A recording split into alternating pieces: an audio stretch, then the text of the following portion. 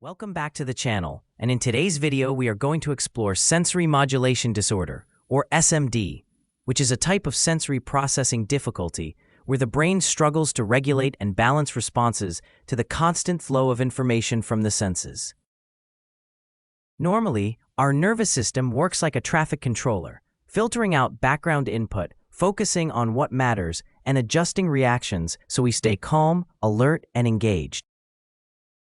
For example, right now you are aware of the sound of my voice, while your brain automatically tunes out things like the feel of your clothes or faint background noises. In SMD, this process can be disrupted. The nervous system may overreact, underreact, or respond inconsistently, so everyday sensations can feel overwhelming, confusing, or hardly noticeable at all. To explain this, we use the terms hyperresponsivity and hyporesponsivity. Hyperresponsivity means neurons fire too strongly or too quickly, so normal input feels exaggerated or threatening. A child may cover their ears at everyday sounds, panic under bright lights, avoid messy play, or complain about clothing tags because the brain interprets harmless input as danger and triggers fight, flight, or freeze. Hyporesponsivity means neurons fire too weakly or too slowly, so the brain does not register signals effectively. A child may not notice their name being called, hardly react to pain or temperature, or appear slow to respond.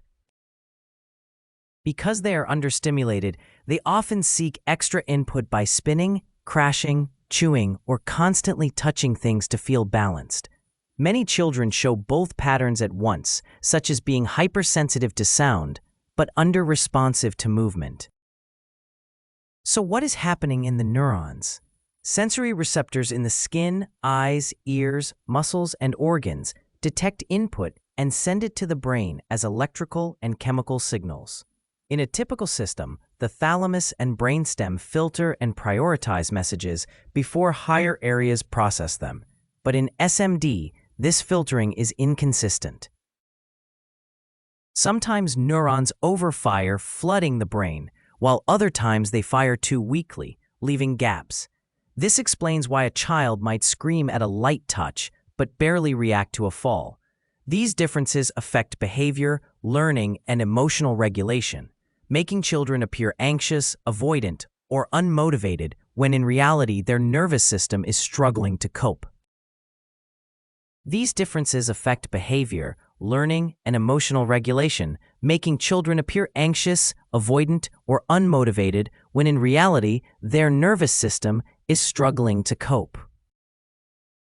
The good news is that with awareness and strategies like sensory breaks, adaptive clothing, calming environments, and sensory diets designed by occupational therapists, children and adults with SMD can feel safer, more regulated, and better able to connect, learn, and thrive. Thanks for watching the channel, and please subscribe for more educational videos and therapeutic strategies.